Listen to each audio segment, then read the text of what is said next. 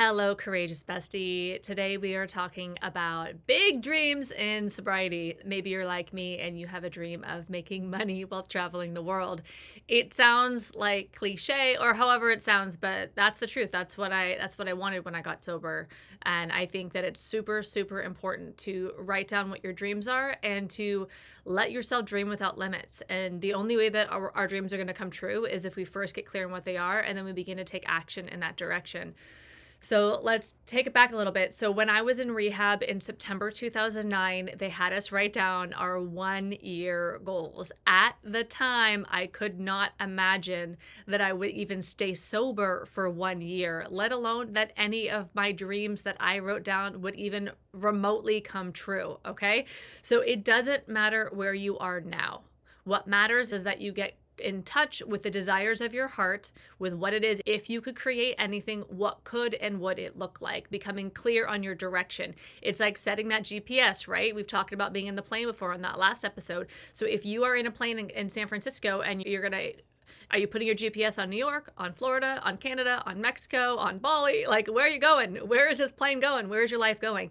So figure out where it is that you want to anchor your life to. Where is your direction? Where are you going? I think it is so important to have purpose in sobriety, especially in early sobriety, to have dreams, even if they seem wild or unattainable or beyond your imagination of what's possible. These beyond your wildest dreams, right? Dreams that you just think there's no way that they can be real.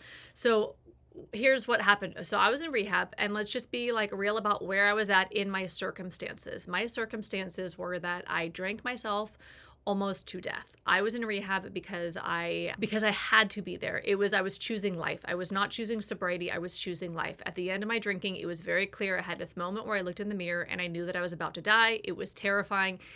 It looked like I was looking into an empty shell. I caught my reflection in the mirror, and it was like the flame of my spirit was about to flicker out. I looked in the mirror and I didn't recognize myself, but one thing that I knew for sure was staring back at me, like my soul looking at me, and I knew I was about to die. It was so clear, and I felt like I was literally a breath away from death, and it terrified me. And if you drank the way I did, you're going to get what I'm going to say here. If you didn't, you might be horrified, but this is just what happened, right? I'm not here to like BS. I'm here just to tell you like what happened and so, like the truth. And I was so terrified of seeing this, like that I was about to die in the mirror, that I actually didn't quit drinking. That day, I quit looking in mirrors because I was so scared. And I can look back at that now and have a lot of compassion for myself. I didn't know how to be with all my emotional world. I had so much anxiety. Giving up alcohol was not an option. Alcohol was my best friend. Alcohol was the only thing that was getting me through. I needed the alcohol in order to cope with life. Like I would wake up in full-blown anxiety attacks. So I needed the alcohol. So I quit looking in mirrors because it terrified me. And it was a week later that I ended up getting sober. It just kept getting worse, especially those last couple of weeks of my drinking. It's a literal hell that I wish upon nobody. And so I did end up going to rehab. And I flew from San Francisco to Los Angeles to go to rehab on September 29th, 2009. And I got in the car at LAX, and the rehab driver asked me if I want to go back in the airport for any reason. And I'm like, no, why? Are you sure you don't want to go back in the airport for any reason? I'm like, what are you talking about? I have my suitcase. Like, I'm fine. He's like, if you want to catch a drink, we're not pulling over on the way to rehab. If you want to go get a drink in the airport, I'll wait for you. Otherwise, we are not pulling over no matter what. Not for the bathroom, not for cigarettes, not for anything. We're going straight to the rehab. You do not get out of the car. Before you get into the car, if you want to run and grab a drink, you can. And I was just like, no, I don't have a problem with alcohol. I don't need to go get a drink in the airport. Let's just get in the car and go to rehab. I was in such denial. So I get in the car, we're driving. I went to rehab I picked LA too because I didn't want to go to rehab near me. I didn't want anyone that I knew to be at rehab or anyone to know that I struggled so much with alcohol. I had such shame around it. I didn't know anybody else who drank like me or had anxiety like me. At that point, I had really bad anxiety for a long time, and I didn't really tell anybody about it. I didn't tell anybody that I was on benzos. I didn't tell anybody that I was seeing a psychiatrist. I just hid it all because I had so much shame. Now, this was 2009, so it was still the dark ages, what I consider like the dark ages of mental health. People didn't talk about anxiety more freely like they do now.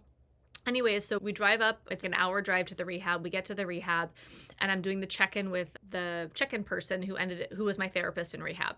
And so the therapist is checking me in, and she's just like, how much did you have to drink today? And I'm like, Nothing. I'm here for anxiety. I was so clear. Like, and in rehab, I was totally like that girl.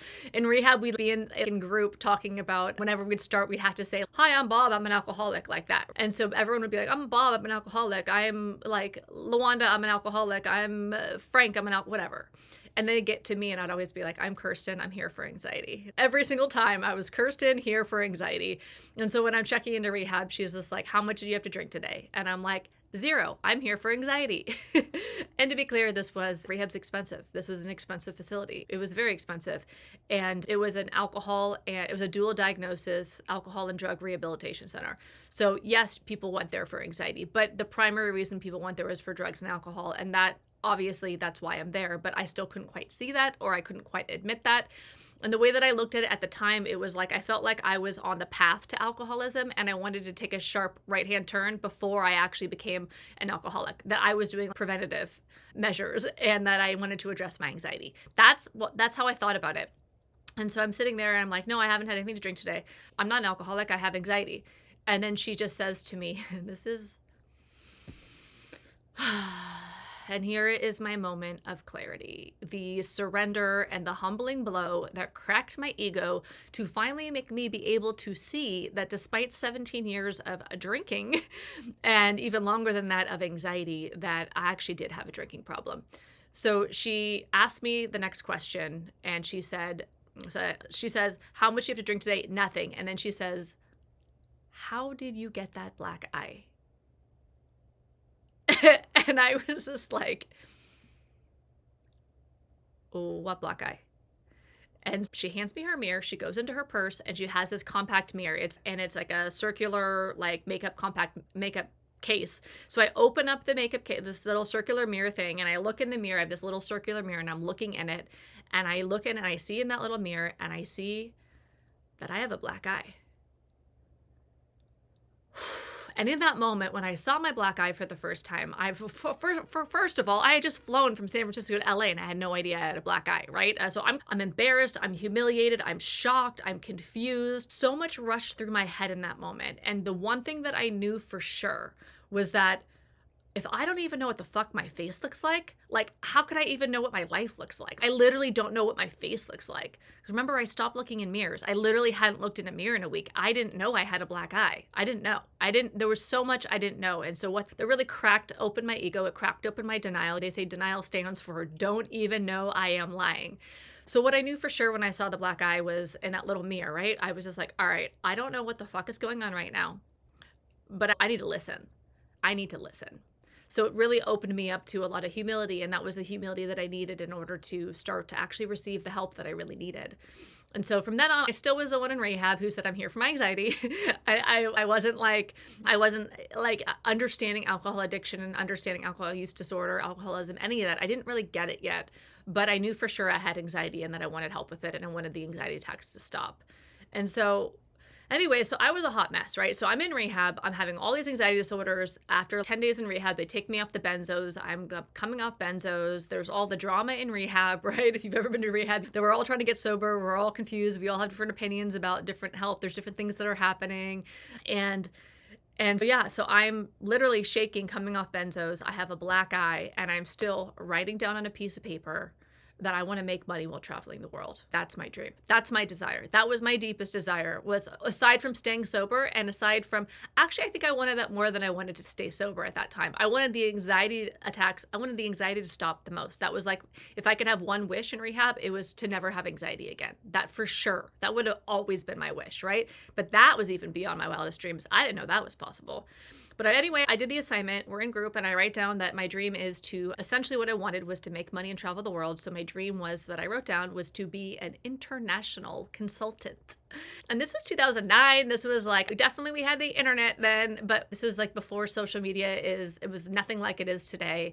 And I didn't know any entrepreneurs. I didn't know any international consultants. I just have always loved traveling the world. I've always been interested in, I've had this deep explorer genes in me, and I always wanted to see the world. I still want to see the world. I've always been super into that. I started working in air quotes, right? Like corporate America when I was 19. I would save up all my money and I would go on a trip. So I would try to fly overseas every year, and or twice a year if I could, right? So I'd do like a Europe backpacking trip, or I went to Brazil or wherever. Like I just always wanted to see the world. I was always so interested in getting to know other cultures, seeing other places, seeing how other people lived and thought and behaved. And I don't know, just all of it, like eating different foods. And I always just wanted to travel. I love traveling. And so, yeah, international consultant. I was like, if I could travel while working, that would be like the best of both worlds, so that I didn't have to take time off to travel, that if my lifestyle was more of traveling and adventure, like that just seemed like the ultimate dream.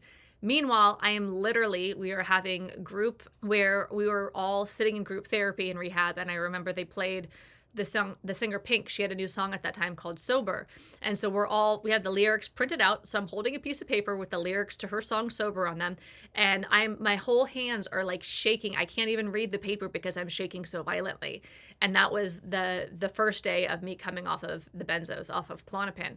So I'm literally shaking in rehab, coming off benzos, wearing a black eye that I don't remember getting, and I am dreaming about traveling the world and making money while I'm doing it, being an international consultant. So my point of all of this story here today for you, it doesn't matter where you are now. Please listen to this. It does not matter where you are right now. It matters where you want to go. The way that I look at this, and the way that I've helped people change their life, or guided them in the process, right, as a coach, but also in my students through my courses and stuff, and the way that I've done it myself, is you have to make your goals in alignment with your vision, not your circumstances. We take action in alignment with our vision, with our dream, with our goal, not our circumstances. If I were to say, I have too much anxiety, I'm coming off benzos, I got a black eye, I don't even know what my face looks like, and then I make a goal from there, it's gonna be very different than if I make a goal from my dream, or I take action from my dream. So like the moral of the story here really is take action in alignment with your vision, not your circumstances. Here's what happened. Look, it was not easy. Early sobriety was not easy. It was very difficult, especially coming off of getting sober is not easy. It's not easy for most of us, especially if you drank like I did or have all the anxiety and stuff, right? It's not an easy thing. It's possible. It's totally possible. As much as I didn't like the recovery slogans when I got sober, like they help. One day at a time is real. Like, how did I get a year sober? I did it one day at a time. I did it one day at a time. I literally could not imagine not drinking for a year. I had never not drank for a year before in my entire life. But I could go one morning without drinking, one afternoon without drinking, one day without drinking. Then I could say, maybe I'll drink tomorrow or the next day or whatever. So I started not drinking one day at a time. I started coping with my anxiety, or being dominated by my anxiety, one day at a time, right? And just tried to just keep taking that next step forward, right? But I also started taking action aligned with my vision. So I changed my LinkedIn at that time so that I put that I no longer worked at the company that I had worked for up until, I think I got laid off from that job about 3.5, 4 weeks from when I went to rehab. So I got laid off in September and I went to rehab in September, but like the beginning and the end of the month, right? So maybe 3-4 weeks apart. And so I had just left that other company. So what did I do when I left rehab? I took some action aligned with my vision. I put on LinkedIn, so I let the people on the internet know we don't just have a dream, right? Faith is great. Faith is great that maybe I can write some dreams down, and maybe there's a possibility that maybe they'll come true, or I can at least write them down and try this. But we need to take action too. So I had the faith that I could set my dreams and see what happens. Although I didn't believe it, but I had some faith. I did the exercise, and then I started taking the action. So when I changed my status on LinkedIn to I no longer work for that company, I'm basically letting people know that I don't have a job. So that's one of the actions I took. I also reached out to some of the people that I used to work with, whether they were for the company that I worked with or the competitors, other people in the industry, that I'm looking for a job. So I took some action. I still didn't believe it was going to happen, but I took some action. I have a serious question for you. Is this overkill? You never can be too sure in the woods, right? When you're alone in the woods, you definitely have to double down. You know what? I don't know if this is overkill, but I know what's overkill. What's overkill is struggling with early sobriety anxiety and not feeling confident in your early sobriety years. That was certainly for me. I did not feel confident at work, and I wanted to be courageous in life. I had been pretty much to hell and back, and I had so much fear, and I was dominated by it. And if this is you, if you are having that overkill feeling in early sobriety where it is just too much, I got good news for you. I have a free mini course. It is a free mini course course, the secret to feeling comfy, confident, and courageous in sober skin, even if you're alone in the woods. Just come to sobrietybestie.com/YouTube and get the goods. Yeah, I'll see you in the free mini course. Woohoo! You don't have to believe that your wildest dreams are going to come true or that whatever you write down is going to come true. You just start to move in that direction. That's how it is. We just start to move in that direction, even if we can't see it yet. And slowly we start to see it and it becomes real. So then what happened is, remember, my anxiety was so bad. I had a freeway phobia. I was a phobia of public speaking. I was afraid to leave the house. I had agoraphobia. Like I was literally afraid to leave the house. So it was very difficult for a difficult time. There was so much anxiety. I was afraid to fly on the airplanes. You know what I mean? I want to be an international consultant, but I'm afraid to fly on an airplane. I was like, I didn't know how I was going to get home from rehab sober. I didn't really fly sober. Like I knew how to, the way I knew how to deal with my anxiety before I got sober was alcohol. So now here I am, I'm going to be flying from LA to San Francisco. Leaving rehab, I was like, oh, first of all, am I going to be able to fly home without drinking? Am I going to be able to fly from LA rehab back home to San Francisco without drinking on the airplane? How am I going to do that? So what happened on that flight? I'm sitting there, just left rehab, freaked out. I wanted to stay in rehab longer at that point. Like I didn't want to go to rehab, but then when I got there, I didn't want to leave because it was like a little safe haven. But rehab was so expensive, I couldn't afford to stay. I had to go. So I got kicked back out into the world. I'm on the plane and the person next to me is drinking and I'm watching them drink a whiskey. And I was just like, oh my God, I'm just like freaking out. And I just breathed and I just didn't drink. And at the beginning, what helped me stay sober was the fact that rehab was so expensive. I could not be the person who drank the day I left rehab, not after all that money. Like that was a lot of money. The pain of spending that money on my transformation kept me in the transformation. And that's why I think in general, investing in our growth, investing in our freedom, investing in who we are becoming is important because sometimes it is the money that we pay, the skin we have in the game, the time, a month out of your life to go to rehab or any sort of transformational program that you join to change your life. Anytime that we invest in something, it's painful when we have that skin in the game to not continue and to follow through. If you hire a coach or take a course, if you're in the process of transformation, when you're really invested, it can help keep you in that transformation. So for sure, part of the reason why I stayed sober in the beginning is because I spent all that money on rehab. Now, I don't think that you have to spend money on rehab to get and stay sober. I don't think you have to spend a lot of money on transformation in order to transform, but it is a way that helps. When I've invested a lot in a mentor, it has helped me actually show up and be courageous to take the action that the mentor recommended. So investing in ourselves does help us get the result. So what happens? So I'm in early sobriety. I'm anxious. I'm coming off benzos. I tried to quit smoking cigarettes. It was too soon. I couldn't cope. So I kept smoking. And I just felt like my brain wasn't working. The way that I honestly felt, and I didn't understand neurodivergence at the time. So I didn't think that there was any possibility that I could have ADHD or be an ADHDer. But I felt like I jokingly said to myself that first year of sobriety, oh my God, I have ADHD. I would ask, my roommate was so annoyed with me. We'd be watching a movie. I'd be on my phone, on my laptop, over here, doing this, doing a dish, coming back, like all over the place. And then I'd be like, who's this character? And she'd look at me so annoyed. It's the main character of the movie. But I couldn't focus. I couldn't pay attention. My mind was all over the place, racing mind, constantly anxious. So my mind was just, it was like a little puppy. It was just wild, running everywhere, making havoc. It was really difficult. So I decided it was a good time to use my body because I felt, and I think this is the key, it's so important that we choose a perspective that's empowering. What's wrong is always available. So is what's right. So if we are choosing a disempowering frame that we see the world, we're going to feel disempowered. It's going to lead to negative thoughts, negative feelings. It's going to lead us on this negative thought feeling spiral, right? So we need to choose an empowering thought. And when we choose an empowering thought, we're going to be taking different actions. We're going to be having different thoughts that follow it, and we're going to be having different feelings.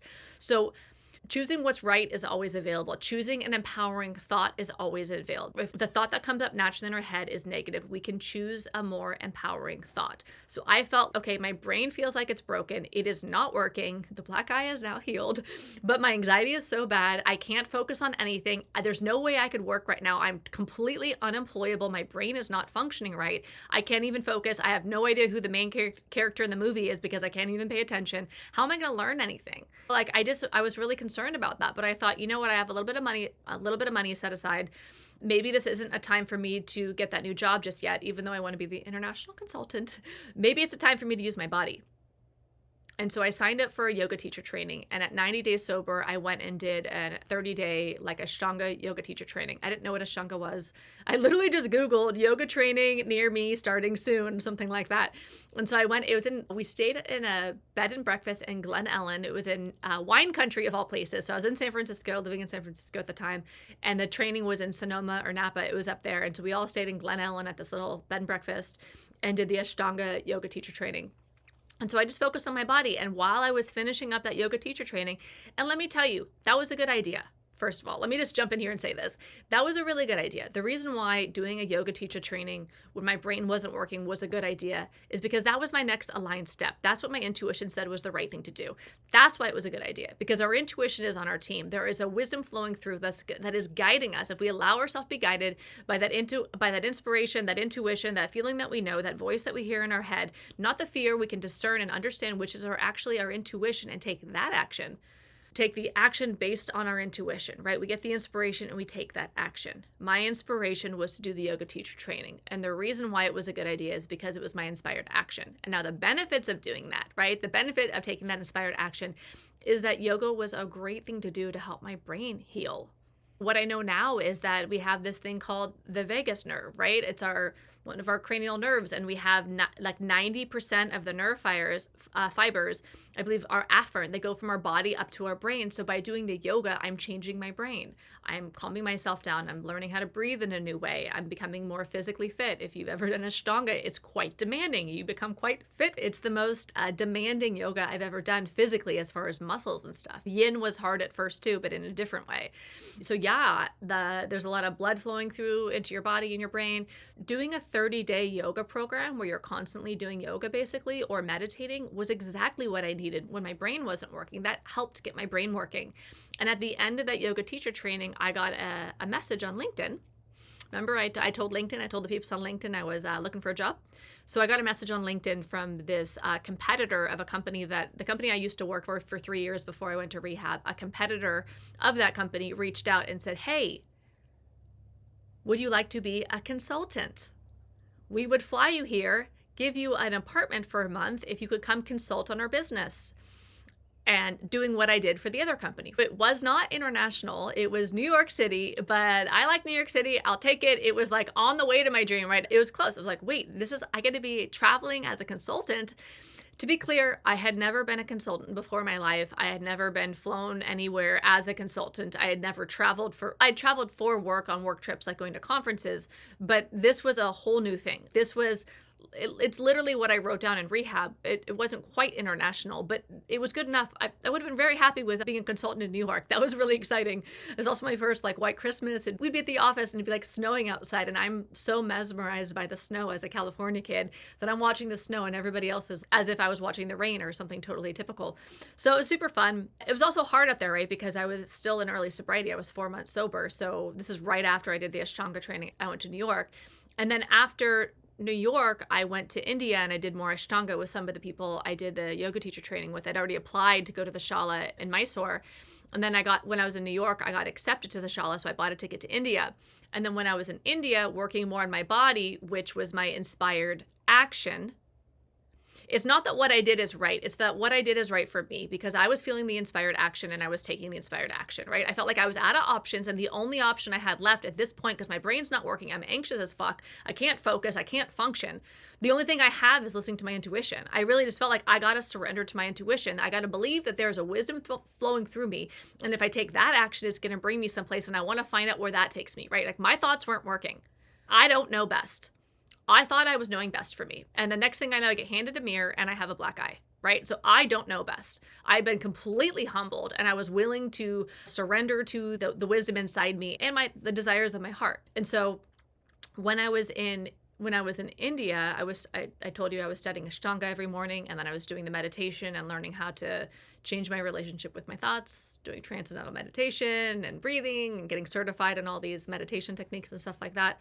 And so it was really helping me with my anxiety, but I didn't know my next move. I never knew my next move. I didn't have a next move. I had a brain that wasn't quite working very well. The way that it all worked out, it was so divinely perfect, right? I think when we learn how to be in that space of faith, and taking that inspired action, and trying to bring like the principle of bringing our mind into the moment. Like, where are your feet? Where are your feet? My recovery friends will always say, like, where are your feet? Bring your mind to where your feet at. Your feet are in the day. Your feet are in the moment. So when my mind was racing to the future and trying to manage and cope with the future, that's anxiety. Or going to the past and trying to manage the past, that's depression or resentment. So when I just brought my mind into the moment to where my feet are, where are your feet? Where are your feet? Where are your feet? And so if I just look down, I literally would look down all the time at my feet. Like, I needed to make it really practical. There's my feet. I like to have my mind anchor in the moment. So while I was in India trying to be where my feet are, but still so anxious, like I don't want it to sound like it was easy and just so much fun. It was the adventure of a lifetime, but I was also so uncomfortable in my skin. I constantly felt uncomfortable in my skin, and I just wanted to figure out a way to feel comfortable in my skin. So I'm literally flying around the world seeking out teachers so I can feel comfortable in my skin. I just knew there was a way out. I was going to figure it out. I had to, because I couldn't live the way I was living. I was so anxious all the time. There had to be a way for me to stay sober and to not be so like miserable and uncomfortable in my skin. There had to be a way out of the anxiety, or otherwise I couldn't do it. So I was on quite a literal mission to figure out how to feel comfortable in my skin. It was a top priority. So when I was in India, I got another LinkedIn message from another company asking if I wanted to be flown out, have my apartment paid for, same kind of a deal, contract, be there for 5 weeks, and to be flown. And this one was international. This was in Sydney, Australia. So I get the email. I'm like, oh my God, like I was like, I'm in India right now. And they're like, when are you out of India? So I basically, after I was in India, I flew back to San Francisco. I was there about a week, and then they flew me to Australia, and I was there at 7 months sober. So in rehab, I'm shaking, holding the lyrics to Pink's song, and I'm shaking and twitching, and I literally can't even sit still. My mind's racing. I have a black eye, and I still had the audacity while I was guided, right? I was told to write down your dream. So I listened to the instructions, right? Because I had the humility, because I had that black eye I didn't know about. So they said, write down your dream. I did. And now here it is. I'm getting a ticket to Australia and a contract to go out there for 5 weeks and be literally an international consultant. This is like, WTF.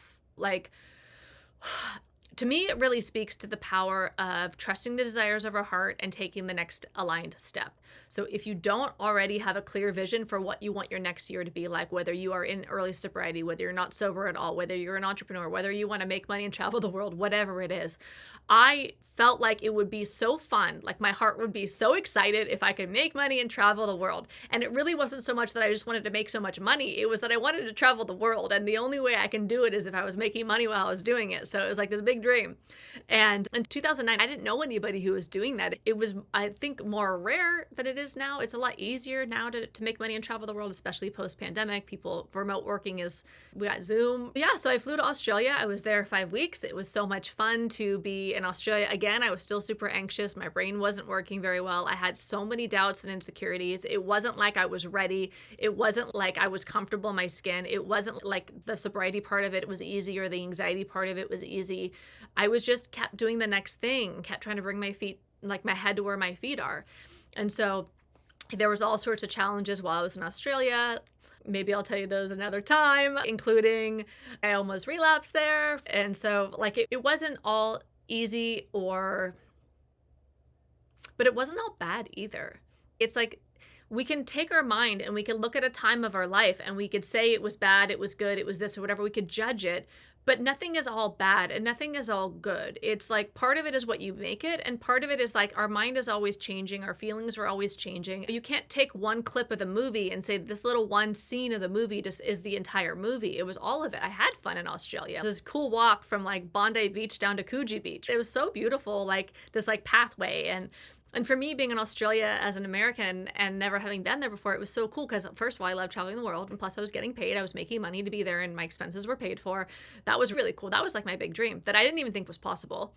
But also, I'm getting to be in this other culture. Everything is new. I'm also having new adversity, right? Because I am now abroad. I don't know anybody there. I don't know the recovery community. I wasn't keeping myself accountable, my sobriety at first. And so I went through all sorts of challenges. And sometimes it's those hard times that really give us what we need or show us who we are or test us so that we can actually apply the principles, the tried and true principles that work, right? And so one of the things I'll share with you now, because I don't want to share too many tips with you in one podcast because I don't want to overwhelm you, but I met this guy in Australia. I think I was 8 months sober. I turned 9 months sober while I was there. 8 months sober. I'm at a recovery meeting there. And he had been sober for a long time. I was outside of a meeting. I was having a lot of anxiety. I think I was having an anxiety attack when he approached me. And I'm really uncomfortable. I'm really uncomfortable. And here's the tip. Rub your belly. I'm like, huh? I know, I'm freaking out, man. What do you mean rub my belly? So I did. I just literally just rubbed my belly. Let's do it right now. Rub your belly. Are you rubbing your belly? Okay, I'm rubbing my belly. And as I was rubbing my belly, I closed my eyes. So go ahead and rub your belly and close your eyes and bring your attention into the area where your hand meets your skin, your sweatshirt, whatever you're wearing. And just notice what happens when you rub your belly. I notice that it's getting warm. I notice that my body is softening. What do you notice as you rub your belly? Let's take a deep inhale. And exhale, open your eyes if they were closed. So basically what he was teaching me was another great way to work on anxiety, right? So when I rub my belly and I bring my attention into the area where my hand is touching my body, it gives me a chance to anchor into the present moment, to out of my thoughts, out of my feelings, and into the sensations that are arising by the physical act that I am doing, which is rubbing my belly. And so that was not my go-to strategy when I started out with anxiety, right? Because I had so much anxiety, I needed a mantra. I needed to repeat something because I had so many thoughts running through my head that I needed to stop them by putting other thoughts in my head. But the rubbing a belly is a game changer. I did it all the time. It was super helpful. Really, the moral of all this story is, and he was a guide, right? He helped me with my anxiety while I was on this journey. There was a lot of other guides. There's a lot of other people I met in Australia. I'll tell you more about it another time.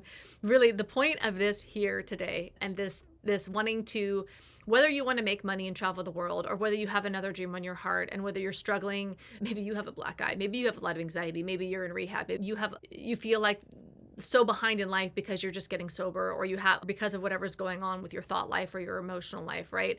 It doesn't matter where you're starting from. It only matters where you're going. Get clear on where you want to go. Get clear on where you want to go and direct your life in that direction. I had no clue when I was in rehab with the black eye, shaking, holding the lyrics to Pink song, coming off benzos, and literally violently shaking to the point where I was like, whoa, this is scary. Luckily, I was in a medical center and there was doctors there that could help me. But I could not have imagined at that time that it would be a reality for me to start a new career as an international consultant. I had a dream. It was a delusional dream because it was nothing like my reality of the moment, right? I'm at the bottom of my bottom. I'm like a breath away from death, scraped off the ground, in rehab, still not even sure how bad it is because I'm still in denial about the alcohol problem, right? But I had a dream.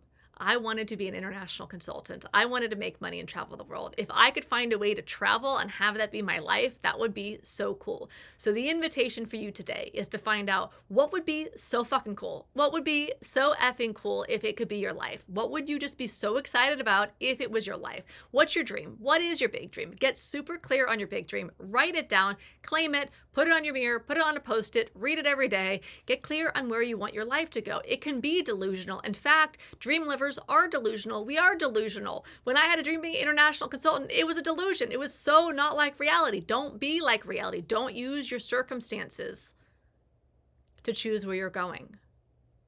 Take action based upon your vision. That's the vibe. That is the vibe. And I want to hear about it. Definitely let me know. Write it down. Claim it. Write it in the comments. Write it online. Write it on your phone. Write it anywhere. Write it everywhere. Write down what is your dream? What is this dream that you are claiming? And then we just start to move into that direction. I didn't take much action to become the international consultant.